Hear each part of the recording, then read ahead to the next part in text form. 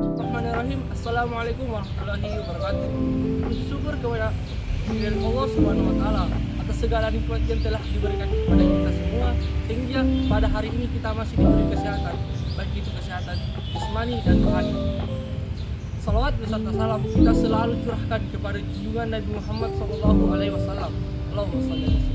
Nabi yang telah menjunjung kita, membawa kita dari alam kegelapan menuju alam terang benderang seperti sekarang ini. Pada kali ini saya selaku moderator yang akan membimbing untuk presentasi kita nantinya. Kami ditugaskan untuk membuat presentasi ulang untuk tugas akhir mata kuliah akidah yang berjudul Iman kepada Hari Akhir. Baik, selanjutnya penyampaian materi. Kami ditemani oleh ketiga narasumber kami. Perkenalkan, nama saya Siti Syahrafia sebagai narasumber pertama.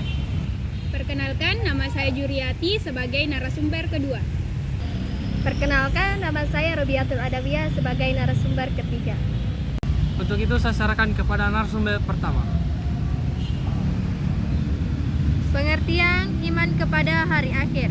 Yang dimaksud dengan hari akhir adalah kehidupan yang kekal sesudah kehidupan di dunia yang fana ini berakhir, termasuk semua proses dan peristiwa yang terjadi pada hari itu, mulai dari kehancuran alam semesta dan seluruh isinya serta berakhirnya seluruh kehidupan, kebangkitan seluruh umat manusia dari alam kubur, dikumpulkannya seluruh umat manusia di padang mahsyar, perhitungan seluruh amal perbuatan manusia di dunia, penimbangan amal perbuatan tersebut untuk mengetahui perbandingan amal baik dan amal buruk, sampai pada kepembalasan dengan surga atau neraka.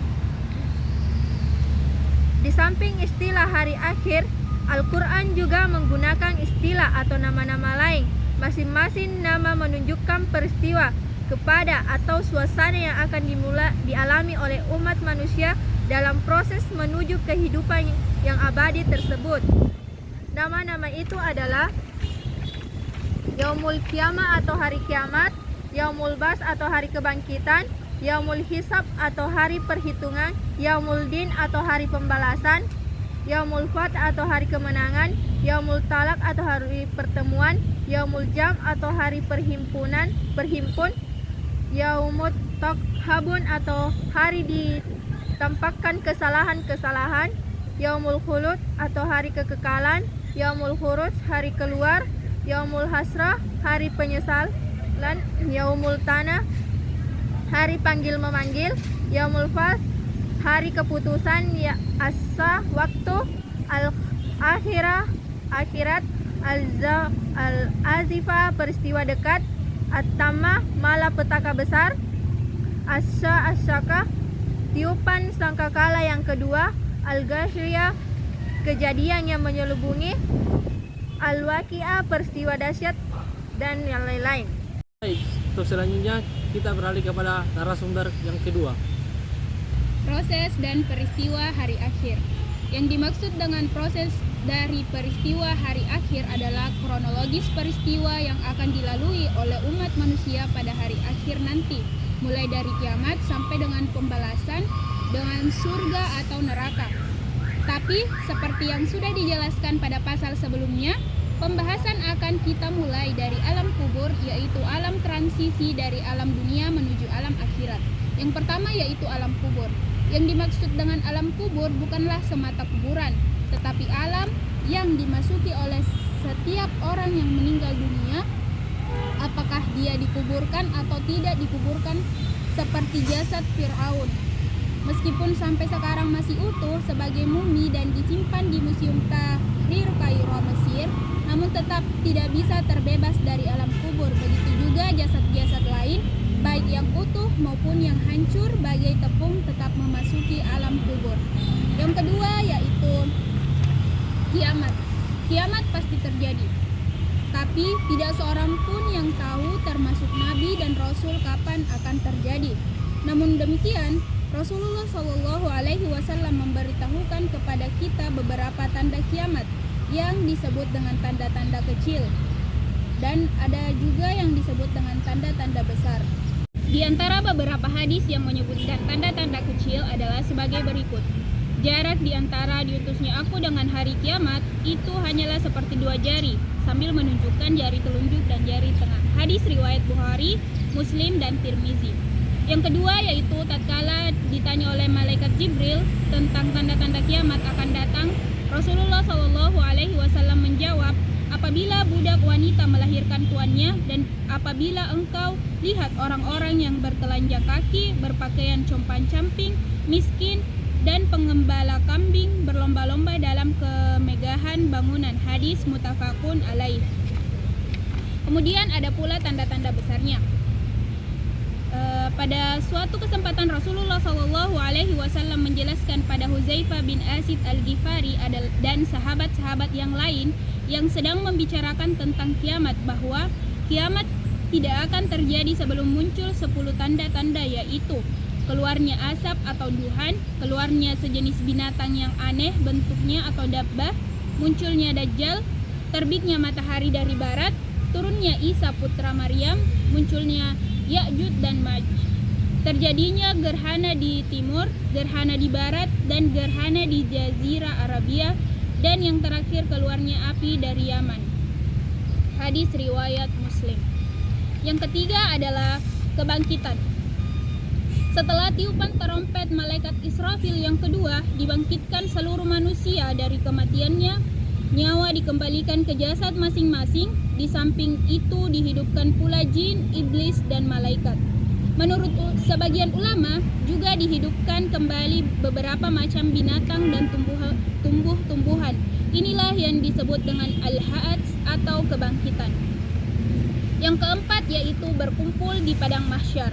Setelah kebangkitan, semua umat manusia akan berkumpul di padang mahsyar menunggu perhitungan atau hisab amal perbuatan mereka di dunia. Pada waktu itu, keadaan manusia akan berbeda-beda sesuai dengan perbedaan amalannya di dunia. Yang kelima yaitu perhitungan dan pertimbangan. Perhitungan akan dilaksanakan sesuai dengan isi kitab yang mencatat seluruh amalan seseorang di atas dunia.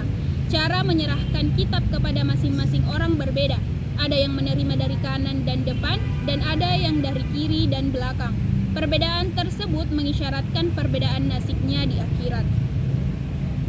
Pada hari perhitungan itu, mulut tidak lagi bisa memberikan jawaban yang tidak benar, karena seluruh tubuh akan menjadi saksi. Kemudian setelah dilakukan perhitungan, al-hisab, dilakukan penimbangan atau al-wazn. Siapa berat timbangan kebaikannya akan masuk surga, sedangkan siapa yang berat timbangan kejahatannya akan masuk neraka. Setelah hisab dan mizan, semua orang akan melalui as-surat atau jembatan yang terbentang di atas neraka jahanam. Semua manusia tanpa kecuali termasuk para nabi dan rasul akan melalui jembatan tersebut.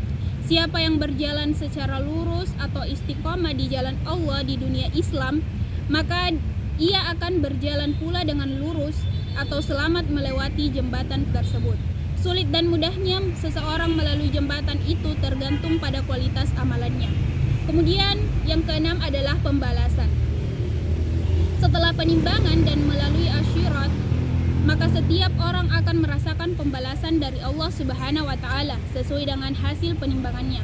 Sebagaimana yang sudah disebutkan sebelumnya bahwa siapa yang amal kebaikannya lebih berat dari amalan kejahatannya, maka dia akan langsung masuk surga tanpa harus merasakan dulu siksaan Allah Subhanahu wa Ta'ala di neraka. Sebaliknya, siapa yang amal kejahatannya lebih banyak dari amal kebaikannya, dia akan masuk neraka. Kalau dia orang yang beriman dan tidak mempersekutukan Allah Subhanahu wa Ta'ala, maka setelah masa hukumannya habis di neraka, dia akan dikeluarkan dan dimasukkan ke dalam surga. Baik, selanjutnya saya serahkan kepada narasumber yang terakhir. C. Iman kepada hari akhir. Al-Quran memberikan perhatian yang sangat besar terhadap iman kepada hari akhir. Hal itu terlihat di antara lain dari yang pertama, seringnya disebut langsung iman kepada hari akhir sesudah iman kepada Allah Subhanahu wa Ta'ala, terutama jika arkanul iman yang lainnya tidak disebutkan secara lengkap. 2. Banyaknya Al-Quran menyebut tentang hari akhir dibandingkan dengan masalah-masalah gaib yang lainnya. Hampir tiap halaman Al-Quran dijumpai pembicaraan tentang hari akhir. Ketiga, banyaknya nama-nama hari akhir yang masing-masing nama menunjukkan proses, peristiwa, dan keadaan yang terjadi pada hari itu. Adapun hikmah perhatian Al-Quran yang besar di antara lain adalah yang pertama, menunjukkan betapa pentingnya iman kepada hari akhir itu dalam ajaran Islam. Sebab dengan adanya keimanan terhadap hari akhir, seseorang akan disiplin dan berusaha maksimal untuk mematuhi ajaran Allah Subhanahu wa taala. Sebab dia tahu bahwa tidak ada satupun amal perbuatannya baik lahir maupun batin yang luput dari pencatatan dan perhitungan kelak di akhirat. Yang kedua, dengan adanya penggambaran yang detail tentang surga dan neraka dengan segala kenikmatan dan siksaannya, seseorang akan terdorong untuk merasakan kenikmatan itu dan takut untuk merasakan kesiksaan. Hal tersebut tentu akan membuatnya selalu ingin melaksanakan kebaikan dan tidak mau melaksanakan kemaksiatan. Yang ketiga, dengan seringnya disebutkan masalah iman kepada hari akhir, maka hal itu akan bisa mengingatkan orang-orang yang sering terlupa dan lalai dalam kehidupannya karena terpengaruh dengan segala kesenangan hidup di dunia.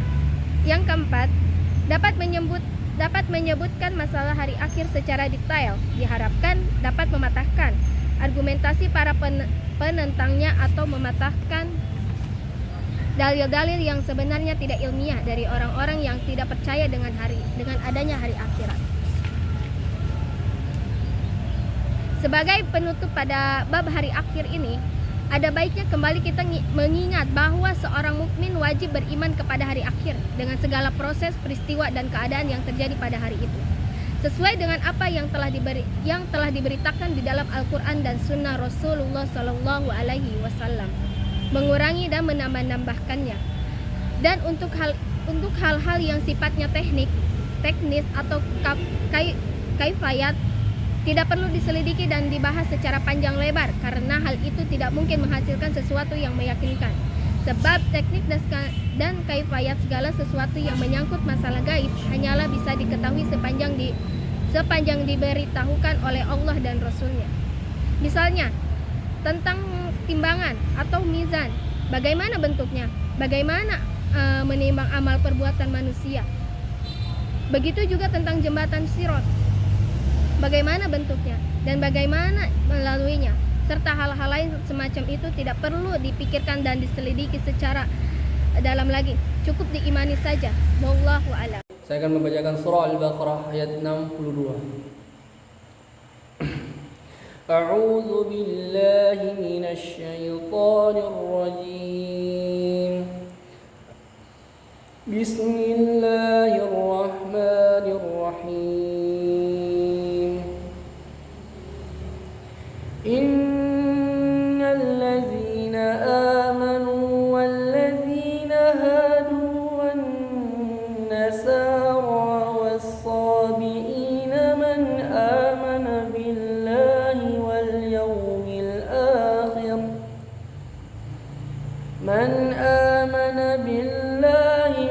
yawmil akhir wa 'amila salihan falahum ajruhum 'inda rabbihim wala khaufun 'alaihim wala hum yahzanun.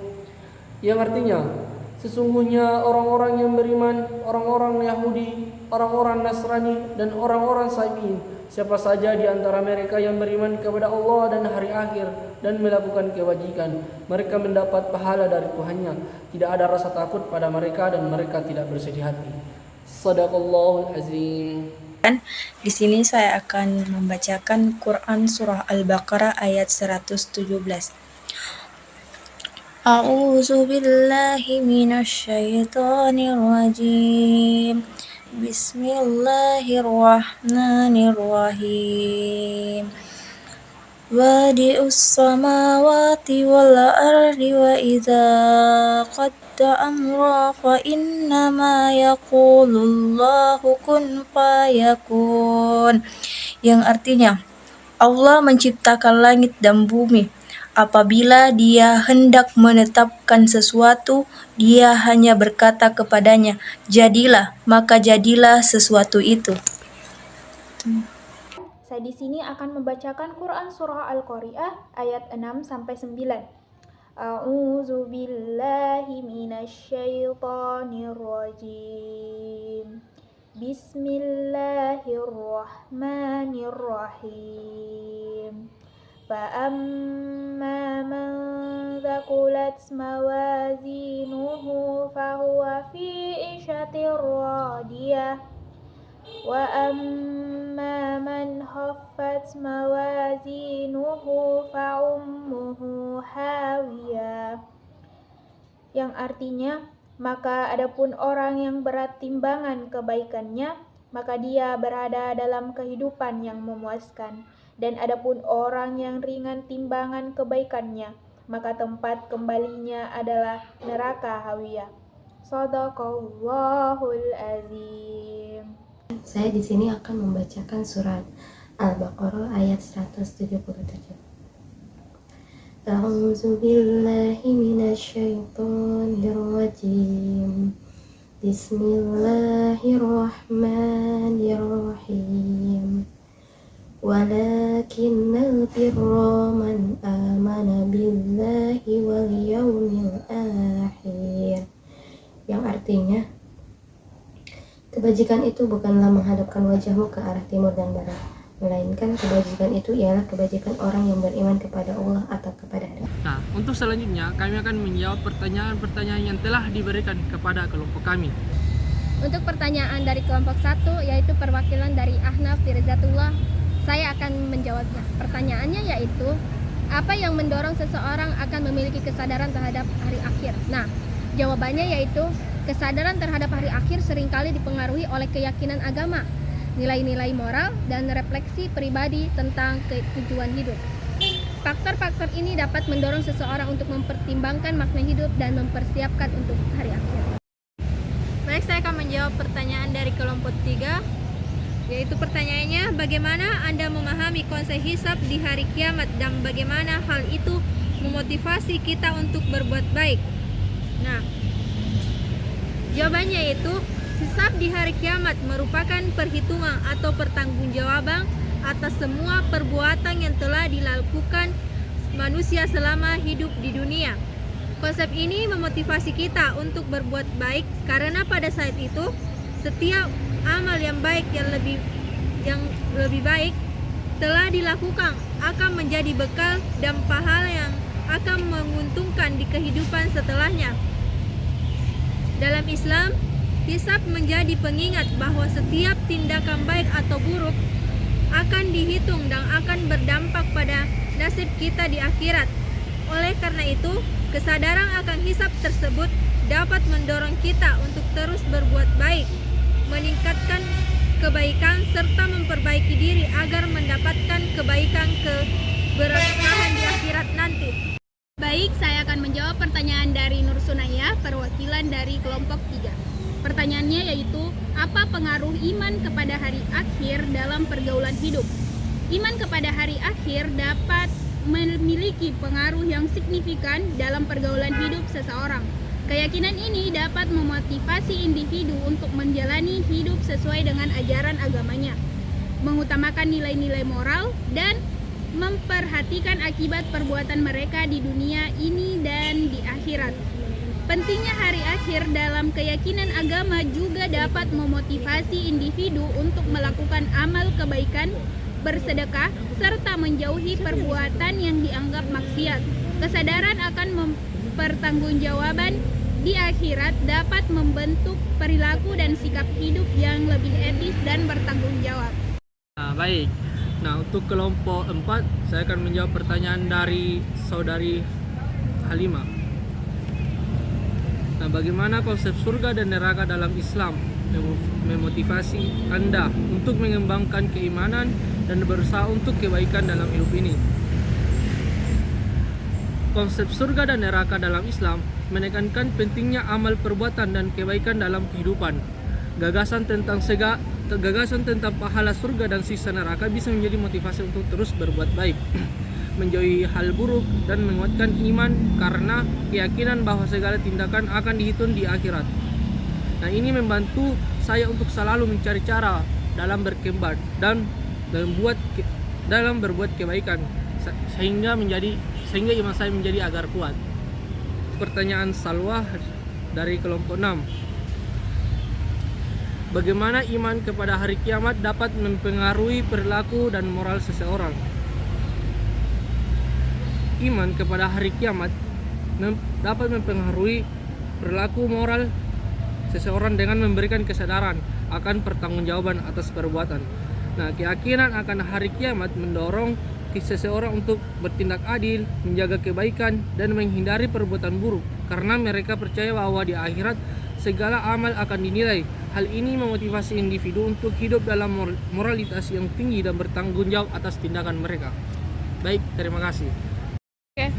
Nah, dari kesimpulan makalah yang telah kami presentasikan yaitu kepada iman kepada hari akhir, saya sebagai moderator menyimpulkan bahwa hari akhir atau hari kiamat adalah kehidupan yang kekal sesudah kehidupan di dunia yang fana ini berakhir, termasuk semua proses dan peristiwa yang terjadi.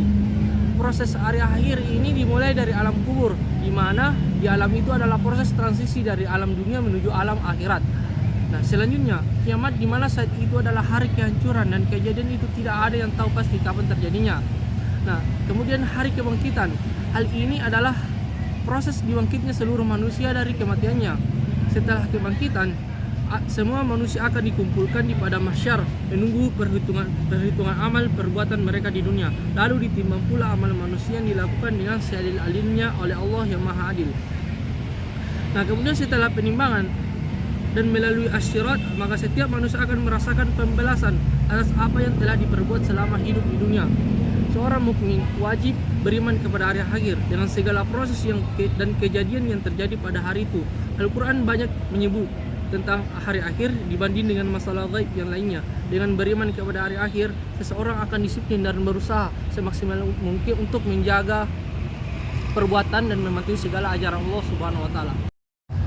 Baik, sekian dari presentasi kelompok kami. Billahi fisabilil haq, fastabiqul khairat. Assalamualaikum warahmatullahi wabarakatuh.